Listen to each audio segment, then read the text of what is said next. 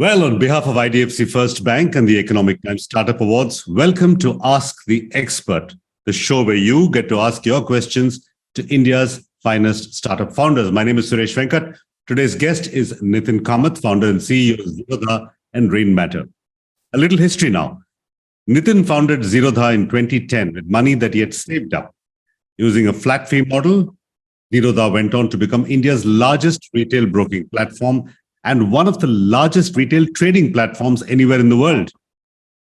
Now, Nithin did all of this without raising any external money, either in the form of equity or debt. What's more, in 2022, Zerodha reported a net profit of over 2,000 crore.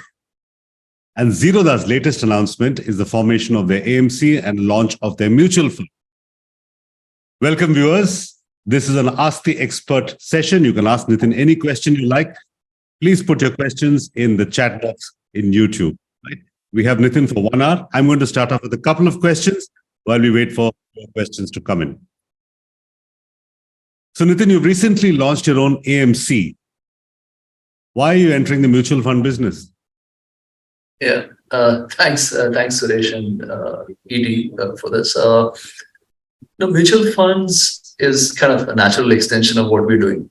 And we started Zerodha with a certain reason in mind, and that's evolved over time. Today, if you ask me why do we run Zerodha, it's more to help people do better with their money. And one aspect I think where India needs better products is around mutual funds. What can be done better in mutual funds in India? I think two aspects. One is I think the entire mutual fund buying experience in the country is very complicated. We have 4,000 plus schemes. Most of us, who start investing in the markets in a mutual fund, we're really saving either for a retirement or, for a rainy day or something else. So I think the entire buying experience of mutual funds can be simplified.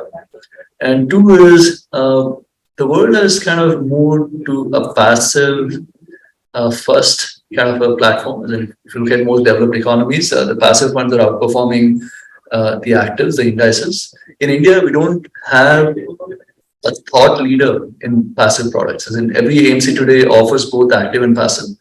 And it's kind of a conflicted relationship, because you make more money with actives, or do you sell active or do you sell passive? It isn't where you make lesser. So I think there's an opportunity also to be like an AMC which does only passive products. In that way, also create awareness on passives in India.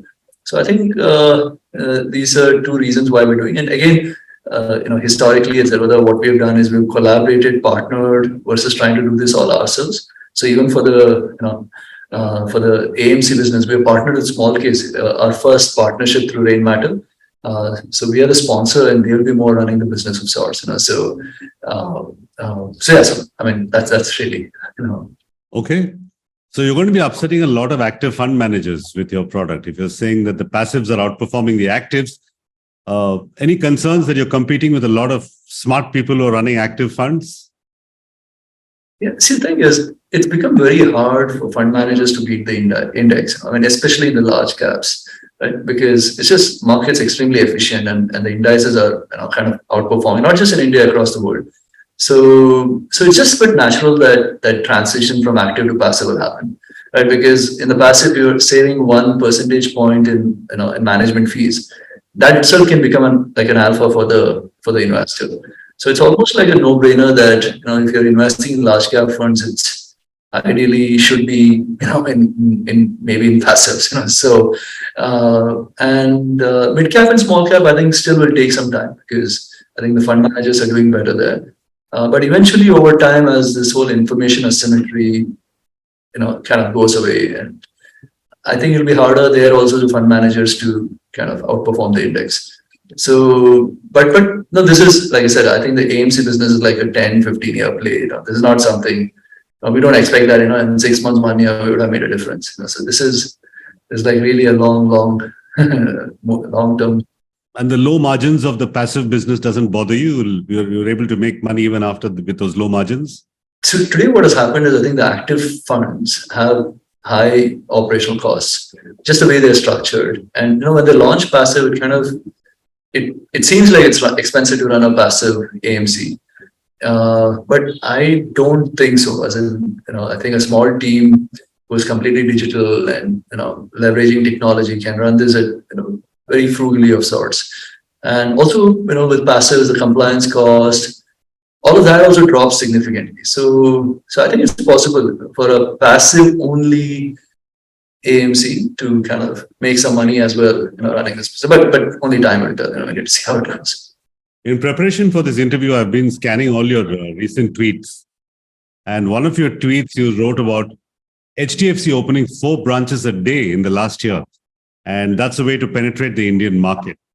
And you spoke about the power of brick and mortar financial institutions. So my question is obvious. Are we going to see a brick and mortar version of Zerodha? So the thing is, back in 2011-12, the second year of the business, what has happened for us was, a lot of us, we were very small then, but customers used to look at us as a Bangalore-based broker, right? And it was very important for us to not be looked at like that, right? Because you want to be seen as a national broker. So we actually did that, thing already. We went around the country, set up offices, either ourselves or using partners back in 2011 onwards. And what we realized is every place we went, we set up shop, we did some PR, we got customers from that city. We started with Cochin, we went to Hyderabad, we went to Bombay, we went to Calcutta, we went across the board. And also, I think in the business of money, right? I think proximity also kind of brings credibility, right? I think the branches do so well because people around the branch tend to bank a lot more, and like financial transaction increases with the branch. But at Zerodha, with our pricing model, it's almost impossible to pull it off. I mean, unless we decide to, kind of go back to some traditional pricing model, which will not work in today's world. So it doesn't fit our business model. But I think in the banking space, I think it's almost like a no-brainer. I think to be able to penetrate from now, maybe even in a broking space, if we had to penetrate markets today, like 10 crore Indians have Demat accounts. Around 2.5-3 crore Indians actively invest in the market, which is once a year. Now, if you want to increase this number, maybe the next 5-10 crore, 15 crore Demat accounts is not, you can't maybe open it digitally. Maybe this needs you to set up physical presence. We are not positioned correctly for this. I think someone else will have to do it. Maybe that, typically the bank branch also has a securities department in it. So everywhere, I'm sure HDFC is opening a branch. There is one guy from HDFC Securities sitting and helping opening, trading and Demat accounts. So maybe they will do the job in us. Yeah, Nithin, since you brought up Bangalore, I'm going to ask you a Bangalore-based question. Your brother Nikhil hosted a podcast. There was a comment about Rameshwaram Cafe in that podcast. For those of you not from Bangalore, Rameshwaram Cafe is a tiny cafe in Bangalore, estimated to be about 15 feet by 15 feet, about 220 square feet per outlet, and they have multiple outlets in the city. But that's not what the secret sauce is. Every Rameshwaram Cafe is full all the time with a waiting line of 20 people outside. Now, Nithin, my question to you is this. Rameshwaram Cafe serves pretty much the same food as every other darshani in Bangalore. Idli, dosa, bisibelebath, the standard things that, in your view, what makes Rameshwaram Cafe so popular? I think they're very consistent in the quality of product. I think a lot of restaurants, as they set up more shop, the consistency kind of goes away. Two, I think they've used technology to make the experience better. Like, even if it's a long, you kind of get through the queue fast. The selection of dishes and all of that, So I think they've done a decent job there. And at 3, I think it's just building the brand power, right? As in, like a lot of time people ask me, so we are the only broker in the country who charges an account opening fees. Like it's, like every broker gives goodies, like a free t-shirt or something if you open an account. We actually charge 200 rupees for an account opening fee. And it's I think in my head, it's a brand building exercise. It's like, people, because especially in our business where, it's about trust and about keeping their hard-earned savings and securities with us. Like, setting collecting that account opening fees in a way also creates like, this is an important brand. And, it sets a seriousness right at the start. Has a signaling value. Yeah. And it's like, we're not a Singapore, for example, like which you can, because we also want that seriousness to set in right at the start. Because, this is about, this is real money, right? We don't want people to not be serious when using our platform. So in a way, collecting that money upfront also helps set the expectations that, you're doing something serious, you need to be, you shouldn't be taking it easy types. So, but yeah, Rameshwaram has kind of done a phenomenal job actually. For those of you who are not from Bangalore, go to Bangalore and have a dish at Rameshwaram. Huge lines and standing on the road in the Bangalore heat, not very hot in Bangalore, but still they're standing in line and there's no chairs to sit down. You have to stand and eat. It's a very surprising business. That's an extraordinary success. And if you go by the numbers in that podcast, they're making 4.5 crores a day per outlet with a 70% gross margin. Now, those are impressive numbers. Nithin, do you ever see yourself investing in a business like that, a food business? So, Rain Matter kind of, the initiative we started, to help, Indians do better with money. And we said, we can't do it ourselves. We need to partner, collaborate. So we started investing in startups. That has extended into health and climate.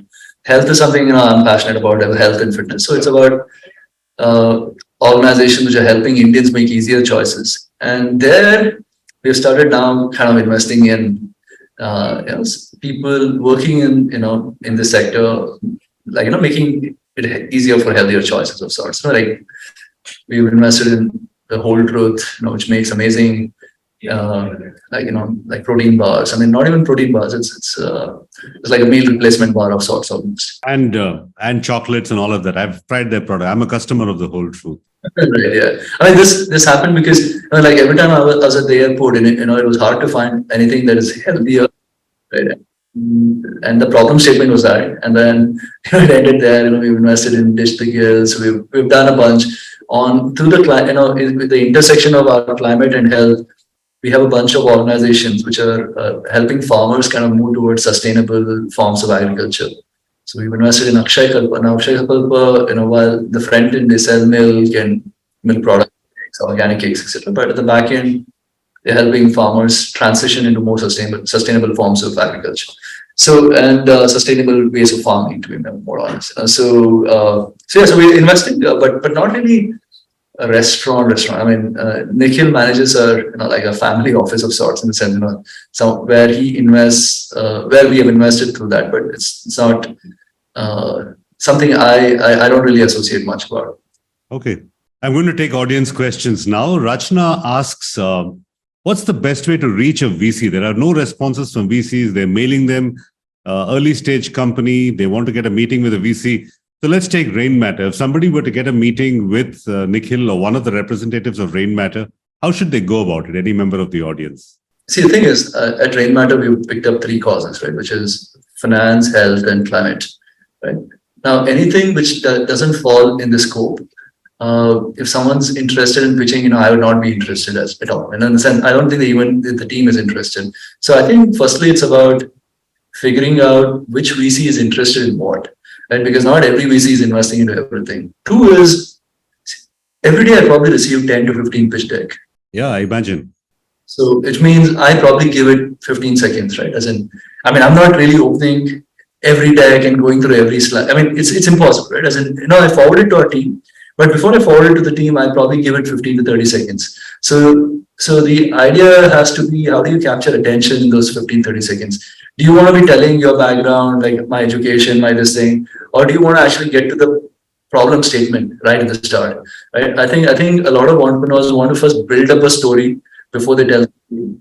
But you need to understand that the person on the other side maybe doesn't have the bandwidth to read all of that.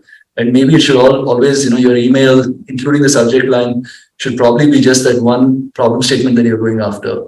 And because I think the best odds of someone being interested is if they can kind of quickly relate to that statement and what you're trying to solve for, right? And 3, I think it's hard work, and I don't think every person should take money from every VC. It's like marrying someone. Like you don't, like marry the first person who responds, right? So I think, I've seen like a lot of founders actually, go to all these networking events, make friends in the ecosystem, figure out who's the right kind of VC to take money for. Because some VCs are good in e-commerce, some VCs are good in fintech. I mean, you need to be able to take money from the right kind of people, because then it's just not money. You also get a lot of synergies that come along with that relationship. So, yeah, so you need to do some of that as well. I think even before VCs, I think I think something that a lot of founders miss out on is angels, actually, right? Angels, I think, actually add a significant amount of value. So like I've seen some of the best founders, what they do is when they're in their ideation stage, they have angels who, like people who are thought leaders in their spaces, interact with them, build engagement, like build a relationship with them. And because, like, if someone writes to me, even if it's not raising any money, if someone, he or she writes to me and says, I'm thinking about stock markets and this is the, like, what do you think? I would respond back to him immediately, like no agenda, right? Because if it's something that's of interest, and over time, if that relationship leads to an investment, it leads to an investment, right? As in, otherwise, what happens? It becomes very transactional. Like if you you say, what, blah blah blah, I need this much money, right? As in, in life it doesn't work like that. The money, yeah. So in life, you need to first build the relationship and then ask for the money. So I mean, yeah. So I think all of these things, but it isn't easy, especially in a time like now where VC money is dry. It isn't easy to get an answer from a VC very easily. So if I were pitching to Nithin Kamath, my subject line would use the word climate, health, or stock market, right? One of the three words to get your attention, at least for you to open the mail and give me those 15 seconds to give you the pitch that I'm trying to pitch you. All right, another question from an audience member. Rupam Patel asks, do you think traditional broking houses can compete with discount brokers? Zerodha has been around for a while, Nithin. And the traditional securities companies haven't managed to compete with you. Why do you think that is? Well, I think this discount broking itself is I don't think is a misnomer today, because everyone is at low cost. So there is no more discount broker. Because everybody's a discount broker. So I think what differentiates brokers today is really the products, initiatives, and the brand, right? As in, so whoever has built a better, of these three things, I think it'll win the races. And this is something that we keep talking in the office all the time, that there is no status quo in today's world, right? And everyone's going to get disrupted unless you're adapting and evolving quickly. And I think the thing that we focus most on is, how do we continue remaining nimble, right? The big problem for most companies is that as you get larger, you stop behaving like a startup, right? As in, I think, a startup is really a person who can adapt quickly, right? I mean, so even though we are 13 years old now, and we are quite large, in our head, we still think we're a startup because, like I could, someone could suggest me something right now, I could take it up as an idea and I could have the product up in no time at all, right? And that, agile way of thinking is really, I think, what differentiates businesses like, what Rupert Murdoch has said, which is, I think today's word is about the big beating, it's about the fast beating the slow and not the big beating the small, right? It really comes down to that. So can traditional brokers catch up to us? I mean, of course they can, but I think they will have to rebuild the product. And the problem with a lot of older firms, which are legacy technical debts of sorts, is that usually, when there's a problem, the people who are heading the business, their incentives are to patchwork versus rebuild. Rebuild, yeah. And the rebuilding is usually, it's mostly done by founders and not really by, CXOs of sorts, and and that's really, I think, the issue, for incumbents of sorts, because people come, they have 3-year, 5-year targets, they will do what is right for 3 to 5 years. But really, I think if someone, I mean, it's just not traditional brokers. I mean, I think it applies in every space. Traditional businesses, generally speaking. Right, yeah. Vinayak Agarwal asks, Nithin, your thoughts on buy now, pay later format for stocks and the risks associated with that product? Yeah. See, the thing is, one of the, we don't offer this as a product in Zerodha. I mean, in the stock market parlance, it's called margin funding. So you want to buy 100 rupees of stock. If you have 10 rupees with you, so say you have 100 rupees in the account and you come on the platform will say you can buy 500 rupees of stocks. And I'll charge interest on the remaining 400.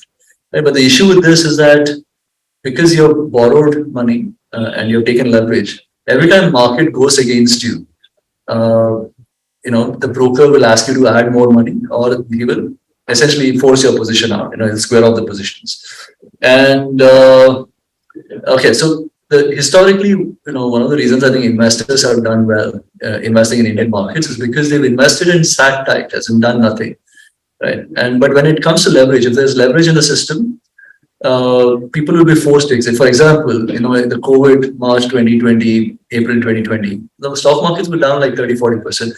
And anyone who had any kind of leverage would have gotten cleaned out, right? But if someone would invested and sat tight, he would have come through unscathed, and probably would have made money at the end of it, right? So I think the issue with this buy now BNPL or MTF etc. is that it introduces leverage to people who don't maybe understand how to use leverage, right? Leverage is like it's like WMD, it hurts most people, and it should be used sparingly and only by those who are experienced in using it.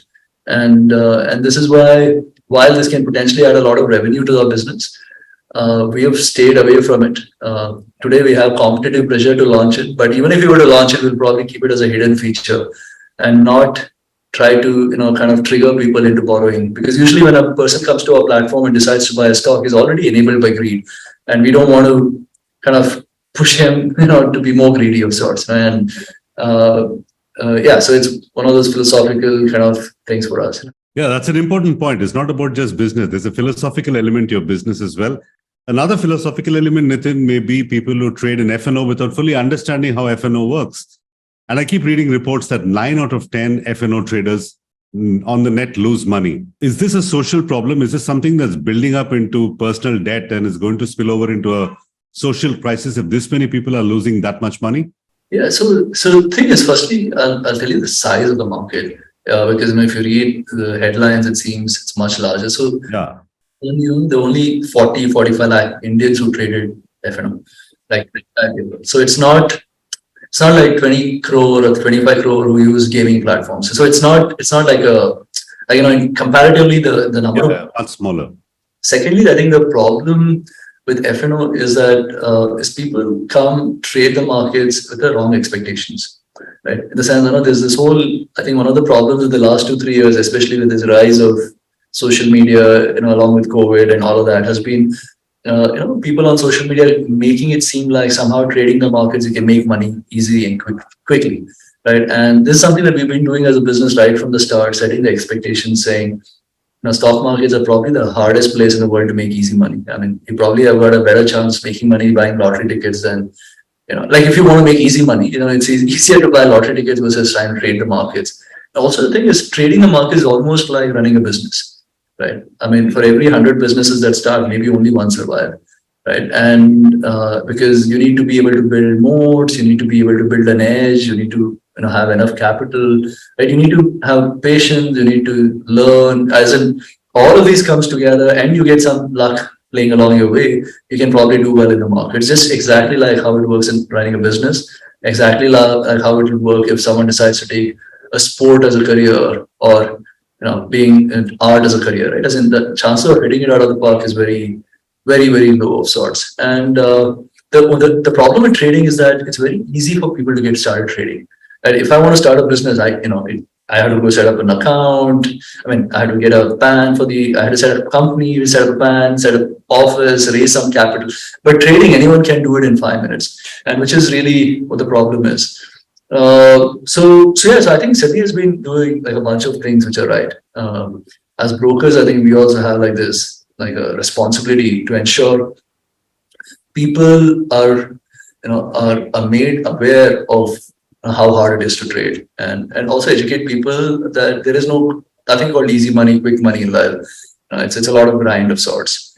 So we're doing all of that. I usually, I used to be a trader most of my life. My younger brother still trades full time. Like, he'll still trade full time. And I think this like some of all my life lessons, I think I've learned from trading. So I think trading is something that's worth giving a shot, because it's a great way to learn how you behave under the influence of greed, fear, money, and all of that. And it has you learn life lessons that'll be useful in across whatever else you do in life as well.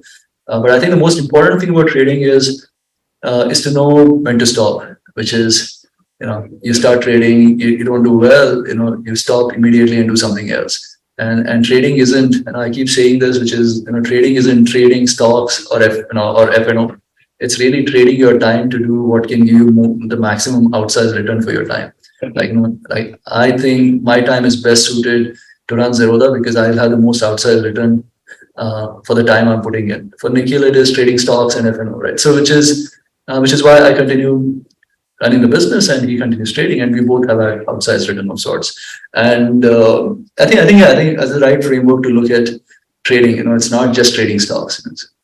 Yeah, let me ask you a personal question. What's it like running a company with your sibling? There are many companies that were run by siblings, some of them successfully and some of them split amicably and some not so amicably. Right? Do you see any risks there in working with a sibling? We've been doing this together. So, I'm 7 years elder to Nikhil. So 7 years into my business, Nikhil joined me in a way. So, I think what we've done right is that we stay away from each other's path. So, like I said earlier, I run broking. He runs trading. So I never question why he takes the trades, and he never questions my business decisions. Because I think usually the conflicts arise when you start intersecting, right? As you start crossing ways is when you, and we built enough trust in each other's decisions to not question each other as such as well. And, but we're also, I think, internally we both, I think I do this a lot more, which is every time to be, not to keep anything in your head, because usually a lot of these conflicts in life happen when you don't express what you're feeling and you keep holding back, and then the thing gets pent up over a while, and then you that's really when all of these things go bad.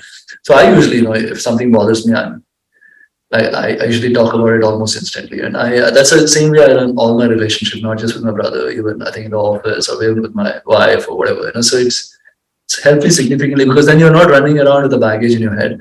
It then gives you more time to do other things in life. So yeah. So you said you're 7 years older and you founded Zerodha and he joined you. Does that mean there is an unwritten or written hierarchy of who's the boss and who's the deputy boss? I started, when I say we started doing, I was a sub-broker of Reliance Money in 2005, 2006. And I think Nikhil was like 17, 18 years old then. And that's when, he came joined, and we were doing that before Zerodha as well. But when Zerodha started, like I said, we think of Zerodha as two aspects. One is the investments aspect and one is the broking aspect, which is the business. So he's the boss of investments, I'm the boss of broking. That's really how we've segregated the business. Split in the business itself. All right. Another audience question from Kishita Varia, unrelated to anything to do with broking and fintech. Kishita says that they run a custom software development firm. The team has outstanding quality and coding standards. How do they convince new clients to choose them over cheaper quality? How do you gain the trust of your clients that you may be serving something that looks like somebody else's, but your quality is far, far higher? It's a really hard problem. It just takes time. I think usually with this quality, it's usually word of mouth, right? As in, it's over time. If you have a one customer, just create like such a wow experience that he goes around talking about you, right? That's really the best way to, I think, build a business, especially in the space that she is in, right? As in, otherwise it's impossible because every pitch will, like if you look at an advertisement, say even a broking platform's advertisement, every broking platform will make it seem like their platform's the best, right? So every single competitor of hers will probably be saying exactly the same thing, which is we are the best, right? As in, it's very hard to differentiate. I think the way to do it is, like I said, a lot of people, I think the problem with entrepreneurs is, especially the newer generation entrepreneurs, is that expectation that you'll be able to build a business quickly. It doesn't, it takes a long time. Even with Zerodha, right? As in, I started trading the markets in the late 90s. So in my head, I think Zerodha really started in the late 90s. And we got lucky in maybe 2016, when financially lucky of sorts. That's a long time to do something before getting so-called successful or lucky. Yeah, so it is. It took 15 years at least, 15, 16 years before you financial success. And it's the same story as the Facebook types are exceptions, where someone started and suddenly in 1 or 2 years he became, suddenly become very rich and, very big as a business, right? As in, otherwise it's mostly grind. As in, and I think anyone who's starting up has to be ready to grind, which is, put 5-10 years into it. and be okay, grinding those 5-10 years. And yeah, of course, you get lucky somewhere, you might turn out okay faster. But generally it is, building. Usually, I have this way, because of this climate thing, I keep meeting these scientists who are working in, around trees and etc. And my question usually to them is there a way you can grow a forest quickly, right? And the answer is no. I mean, you can grow a tree quickly, but you can't grow a forest quickly because it's an interconnected system. Like a forest has multiple things, right? As in a tree, you can add fertilizers and some growth hormones, etc., and make it grow fast. But not really a forest, And building a business is like that. It's a forest. That's it. Okay, next question comes from two viewers. I'm going to give you both their names. Karan Bora is one, and Pratik Medikonda is the other. Karan says, how to build a great team to sustain in the market for startups. And Pratik says, how do you maintain culture in organization as the startup is growing? Nithin, you said a little while ago that even though you're a fairly large company now, you're a fairly mature startup, you can still act nimbly. You can make nimble changes. My question to you, I'm going to add to Pratik and Karan's question by saying, do you think startups mirror the personality of the founder, in this case, you?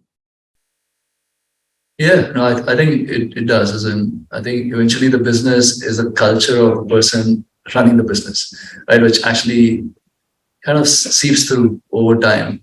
I mean, I think, in terms of hiring, I think what we've done right from the go is not overselling to attract people to join you. Right. One of the in this whole hire, in this whole hurry to hire talent quickly, what happens is it's very natural for a founder to oversell what you're doing as a business. Right. Oversell, saying, like I'll just give an example. Like last year when we were hiring, we were at the top of bull market 2 years back, and someone said.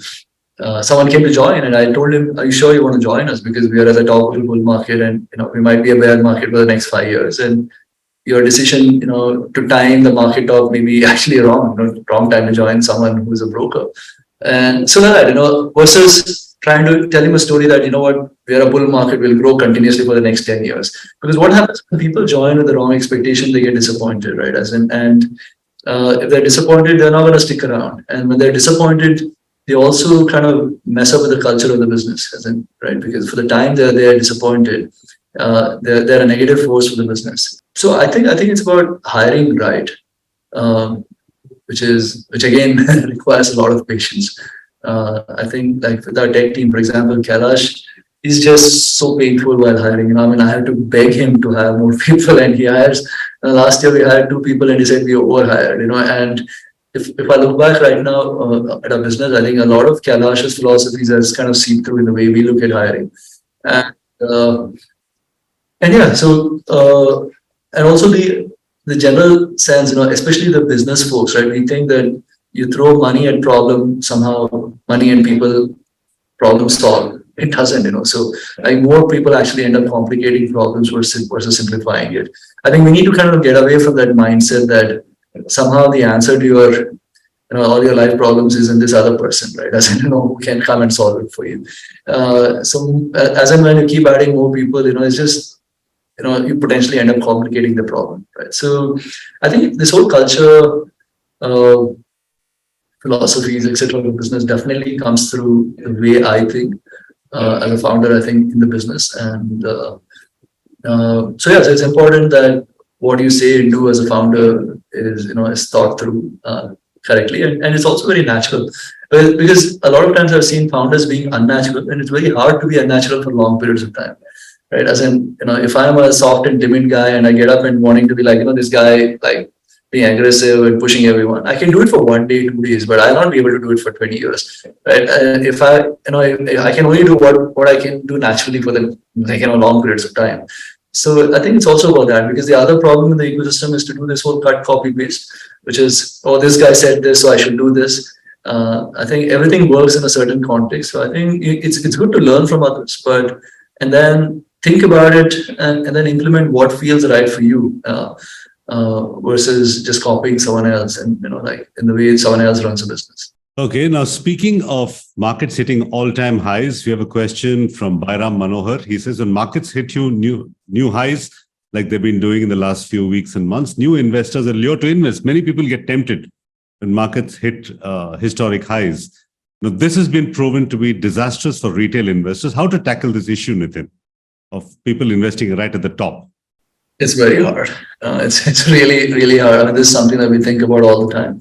And I almost end up coming across like a pessimist because I'm constantly telling everyone right within the team, even to our customers, all our interactions, all our emails, all our education is around, it's just be safe, just be safe, just be safe, And so I think we are lucky to be part of one of the greatest bull markets of India of all times, right? And so it's very hard in a bull market to even call a top, right? As in it's like we are at 20,000, we could be 25,000, who knows, right? Or we could be at 15,000. As in it's really hard to call markets directions as well.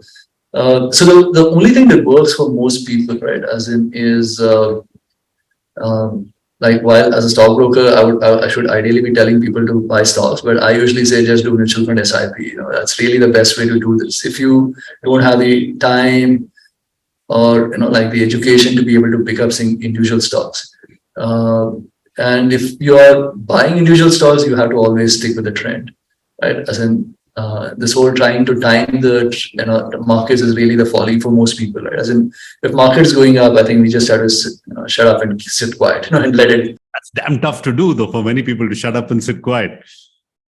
Which is really hard. As in it's I sometimes think if Zerodha were a listed company, would I have been tempted to because generally with all this pessimism that we've hit all-time highs, it will go down, would I have sold some of my stock or not? It'll be I keep thinking about this. Okay. Next question comes from our viewer Ubaidul Haq, who says, quite a simple question, Nithin, but actually it has profound implications. What exactly is a scalable business model across any sector? Like, I think scalable is really where your business revenues can go up without your cost going up, catching up along with it. So like just at Zerodha, for example, we've gone from 1 million customers, like 10 lakh customers to 1.3 crore customers. The team size be remaining at 1100, right? As in we have net not added while the business has grown 10x, 11x. And I think that's a scalable business, right? As in where you can actually, your business can grow while your cost, doesn't grow as much. And does it have to go so much higher? That is not in our control, right? It could not have been 1.3 crores, it could have been 30 lakhs, right? But it still went from 10 lakhs to 30 lakhs without the cost going up, right? And I think that's really, maybe what scalable business means. That means you can scale while keeping the costs low. Okay. So Nithin, obviously some businesses can't do that. Food delivery comes to mind, airlines come to mind. You can't scale without buying more resources and hiring more people. So in those kind of businesses, what does scalability mean? Yeah, I think then probably it comes down to margins, right? Your margins keep going up as you start scaling. If your margin shrinks as you add more costs, your margins also have to kind of go up over time, I guess. And in food delivery, I think it's just like I think we're seeing all those corrections that has happened because of the excess funds that came into the ecosystem because of whatever the VC bubble in the US, right? As in otherwise, I think the food delivery business isn't. I don't know if you can really compare it to an airline business. Actually, a food delivery business should be run with very low operational costs, right? Because you're not really paying anyone upfront, right? As in your cost is really just running an app, right? And your delivery boys get paid actually after some time, right? Ideally from the margin that you make from the delivery itself, but we'll leave it at that. Okay, I have Akash Yadav who asks you actually a philosophical question, Nithin.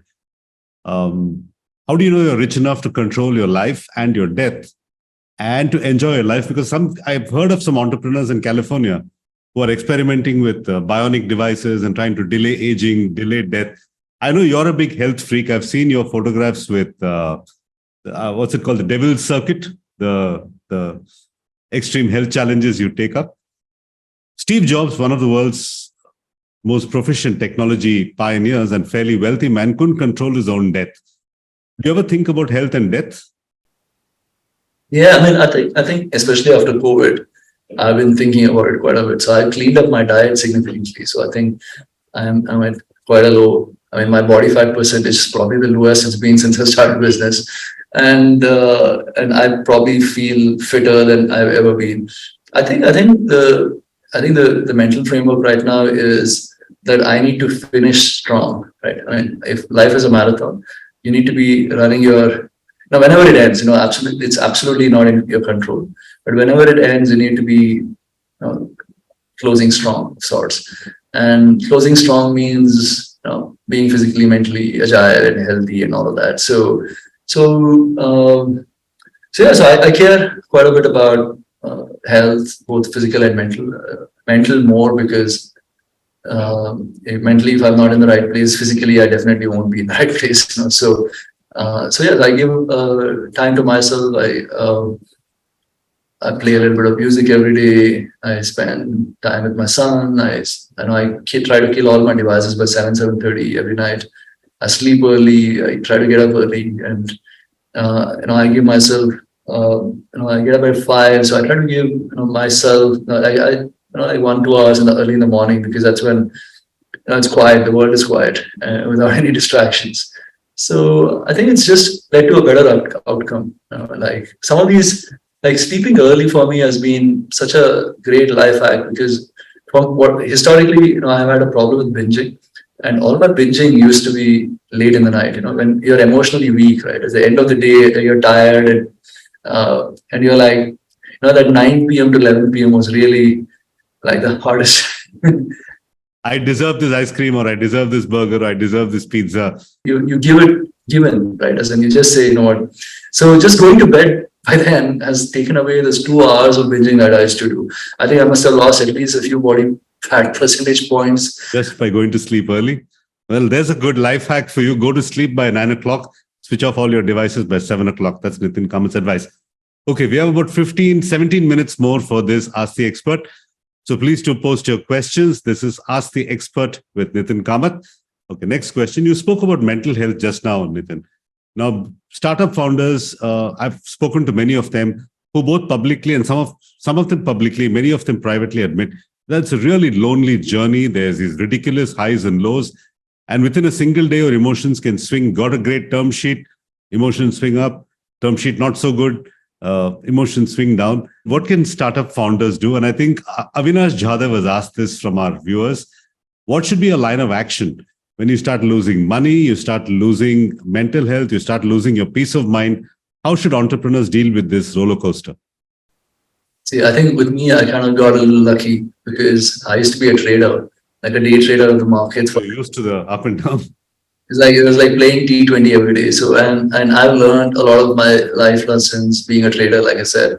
So I've blown up a couple of times in my life. I've borrowed and blown up. And so I think some of that has made it, all the volatility I've seen in Zerodha doesn't even feel like a volatility because of all that I've seen in my life before Zerodha. But I think generally one of the things I think I've done right, which maybe is a good idea for founders to think about, is around thinking of the worst case outcome before doing anything.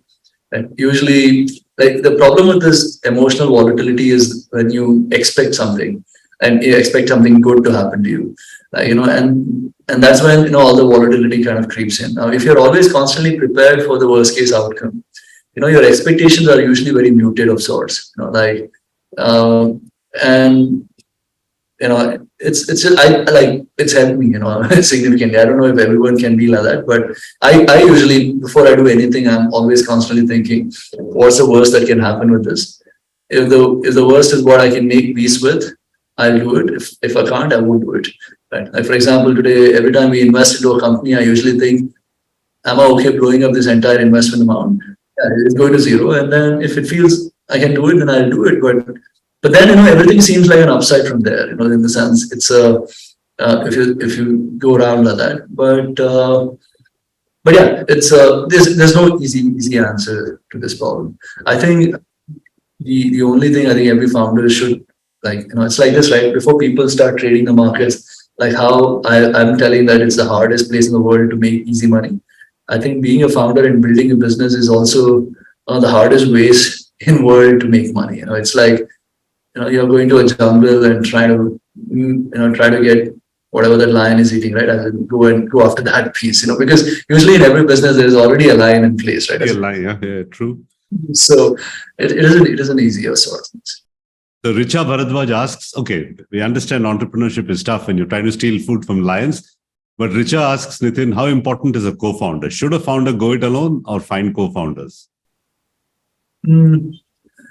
For me, see, the thing is with Zerodha, what happened with Nikhil and me we were doing two different things, right? I think Kailash joined us in 2013-14, and having Kailash around has been just brilliant. So I think it's not about having a co-founder; it's having the right co-founder, right? As in, it's that it's like you want to get married to this co-founder of sorts.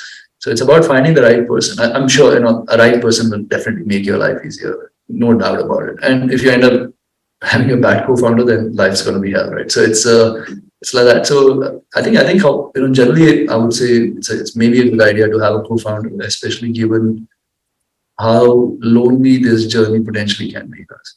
Okay. On the back of it, then I think there's another question that came up. Yeah, Sri Krishna Parthasati asks, how does one find funded startups looking for tech co-founders? How do you make this marriage happen? Is there a dating site or a speed dating site for founders looking for co-founders? Yeah, no, there isn't. I mean, orgs like YC, I think in India, Antler is trying to do this, put people together and see if they bond, put tech folks and people with ideas together and see if something like a marriage happens. But it's a lot of luck, isn't it? It's just, I think as a founder, as a non-tech guy, I think the best you can do is just be extremely passionate about your problem, right? Because your best odds of finding a co-founder is based on your passion about what you are saying and doing, right? I mean, unless you are madly passionate, it's unlikely that someone who's extremely skilled in terms of tech will come and want to co-found this with you, right? So yeah, so I think then it then comes down to saying, what is the problem that you are attempting to solve? Is this a problem that you're really passionate about, or it just felt like a decent idea that you should attempt, right? And also the other thing, like I said earlier, right, with angel investing, etc., it's also about going and building a network of sorts. I think it's also very important for everyone who is in the entrepreneurial circuit, is that this network will not just help you find angel investors, it can also help you find your tech co-founders, etc. So usually if I could say if there's one advice I could give to most founders, wannabe entrepreneurs is like they say that you sharpen your axe before you were chopping wood, So spend 2-3 years but in that industry and your game. Yeah, I mean, build network, get to know the right kind of people, before you actually go build. Just your odds of doing well increases significantly. You're a pretty private person, Nithin. Do you spend a lot of time networking, or did you spend a lot of time networking in the industry before Zerodha hit the current size and scale that it is? Yeah, I mean, so I had spent 12 years in the business of broking before Zerodha, right? So it kind of, the core competence was built before Zerodha. It was not a lot of, we have definitely learned a lot along the way, but that competence was there. And I used to run a bunch of online communities before Zerodha, which is, on Orkut and Yahoo Messenger and all of that. So there was that networking built. So I was connected to a lot of people from the trading and broking ecosystem. Kailash happened accidentally, right? But Kailash also happened because Kailash was doing a startup along with a couple of his friends. And at that point of time, to the 2012-13, we started making some money. We were looking at investing in startups, which are working on, this whole solving for money problems. And that connection happened because of that, right? As in that whole us going out there and trying to find startups who are trying to solve for, money problems. So if I was not doing that, I would not have met Kailash, and maybe Zerodha wouldn't be here today. I mean, there's a lot of luck in running a business. If someone says there isn't, they must be joking, So there is, you have to also be at the right place, right time, sorts. Next question comes from Bhavuk Garg. So let me start with the last part of this question first. He says, my name is Bhavuk Garg. I'm literally one of your biggest idols and fans. Now, you're an entrepreneur. You're not a movie star or a rock star. You have lots of fans. Does this affect you in any way, your fame and the fact that you have a fan following you personally, Nithin, not Zerodha? That there is a fan following that wants to follow you personally? Yeah. No, I think No, I'm generally a very non-social kind of a person. So I'm either in my house or in the office. You're unlikely to find me anywhere else. So not at parties and wearing fancy clothes and appearing in page 3? No, not at all. So yeah. So the thing is, this whole having a social media presence. Actually, I was quite late to the party. Until Economic Times actually broke the story of Zerodha the first time in 2011. We suddenly realized how much value that brought to the business. So between 2011 to 2017-18, I spent all my time talking to journalists and just the country, trying to get us featured, etc. But then I think 2017-18 is also when we realized that, there's a social media platform which is kind of probably where I should be spending more time. So I joined LinkedIn in 2019. I actually joined Twitter late 2019 and started saying some of the ideas and things that I have in mind. I think what has helped me stand out is just the ability, the freedom to be able to say and do things which is hard for others to say and do. It's not like I'm the only one with this idea, right? But a lot of people are carrying baggage of having investors, being listed, and all of that. So it's very hard for people to be candid of sorts. I mean, I could talk about anything right now. This conversation, right? There's nothing. Right. So I think that has kind of helped us, kind of build this following. I think I think of it as it brings obligation. Actually, I get scared sometimes saying, now every time I'm saying something, I'll draft something on my Google Doc. I'll get 2-3 people to look at it. Think of all the angles in which this can be potentially any scandals it could cause or anybody it could offend. Okay, now I'll come to Bhavuk's actual question. In all the years that you and Nikhil ran Zerodha, was there any offer so lucrative that you already had even a slight thought of saying, let's dilute some part of our equity or let's sell Zerodha? Had that thought ever occurred? No, I mean, see, the thing is, those ridiculous offers started coming in 2017-18 onwards. Actually, in 2020 is when, someone said, no, I'll give you a blank check of sorts. And you're saying ridiculous offers on the record. So people who made those offers know that you're calling them ridiculous. Yeah, I mean, this is the time when, say, Robinhood was valued at some $80-90 billion. Today is $7 or $8 billion, right? As in, it's dropped that much. But so there's an Indian equivalent. So someone in the US thinking, they should be valued X and etc. So I think for us, me, Nikhil, Kailash, the core team, all of us, I think our lifestyle didn't catch up with our net worth.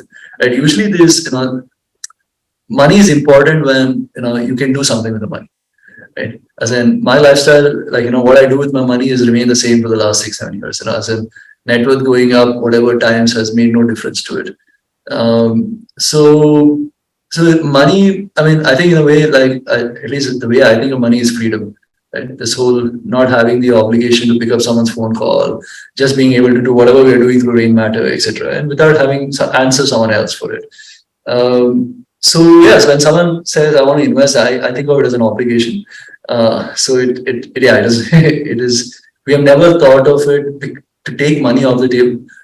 But in 2017-18, we had a few days when we had tech issues and etc. Because this is the first time we scaled as a business, and some of the underlying infra was not ready for the scale that we were at. And what happens is, in a business, when you care too much, you end up loving the customer, and then when some customers say bad things, it starts affecting you. So I think 2018 was when I was probably pushed to the edge a couple of times.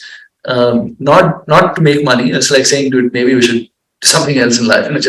We've done this well, maybe we should just exit income. Like thoughts like that, which didn't last for more than a day. But you usually get pushed to the edge and you're like, dude, what am I doing in life? So and stuff like that. That has happened once or twice, but it has never been because someone has offered an X amount of money. Okay. And now here's a question that, Nithin, we have to ask you. I know you get this asked at every single forum. Chris Choker, one of our viewers, asks, is it best to bootstrap, take a loan, or look for investors? In fact, I've asked you this question so many times, I think I can answer on your behalf. So, bootstrap, debt, or equity? There is no one answer for all of this, right? As in, it's in context. If Zerodha has to be built again today, it's impossible to do it bootstrapped, right? As in, it worked because it was 2010. It we didn't have any competition for 3-4 years. It was a time when most people stockbrokers were trying to diversify, because it was really the worst time to talk. In hindsight, it was a good time, but back in 2010 was the worst time to start a broking firm. So all of that came together, and we could do this bootstrap, but it's impossible to do it today. I think the way people should look at money is raising money in whatever form, debt or equity. It brings an obligation. I think VC money is almost like a glorified loan, right? As in, because when you take, you're managing to piss off all the VCs as well, right? The glorified loan. Because see, the thing is, when you take money from a VC, until you return the person's money back, you can't take an equity upside. Obligation, yeah, true. There's a liquidity preference, so the person giving you money. So in a lot of cases, the VC has to be paid an interest before you see the equity upside, and so it is a loan, right? As in, there is, it's maybe unsecured loan, but it's in a way it's a loan. Some other loan by other terms. Okay, we have only 2 minutes left. I'm going to ask you a couple of personal questions. Like I said in the start of this interview, you can choose not to answer them. Okay, personal question number 1. Your father wasn't a very rich man. You were born to a middle-class father, but your son has a rich father. How do you make sure he grows up without a sense of entitlement? The toughest problem in my life, right? I put him in a right school. It's a Jiddu Krishnamurthy school, and we're trying to, make sure he understands the privilege that he's born into. And but I think I ask this question every time I meet Nandan Nilekani as Impri. This is my question to them, because they've done it right. So I need to maybe lead by example for him. What's the last movie that you watched? Oh, man, I can't even remember actually. I've been wanting to watch Oppenheimer, but it's been pending. No, I think, this other problem that I have right now is that usually when I'm watching something, I'm doing something else. This whole, multitasking is, I think, deteriorating. It's been proven that it's not good for mental health, multitasking. Single tasking is far better for health. Yeah, I had this problem. I might have watched a movie last week, but I can't recall because I was probably playing chess or I was doing something else while watching, So, sorry. It's so weird. I can't recall actually. So, the final question, Nithin, where are the markets going to go from here? No idea. One thing I have absolutely no idea, and it's not. I'm not saying this because I have some regulatory restriction in saying this, but I truly don't know this. All right, that brings us to the end of this episode of the ET Startup Award Ask the Expert. Nithin Kamath, thank you. That's a fantastic 1 hour. Thank you for being candid. Thank you for answering all our viewers' questions. And we will be hopefully seeing you at the awards itself. That's in about 4 weeks from now. Thank you very much. Members of the audience, thank you very much. Next Wednesday, that is the 20th of September, our second guest will join us. It's going to be Upasana Taku, co-founder of MobiKwik. She will be with us in the Ask the Expert episode next Wednesday, 20th at 3 p.m. Nithin Kamath, once again, thank you very much, and we wish you all the best. Thanks, Rich. Bye.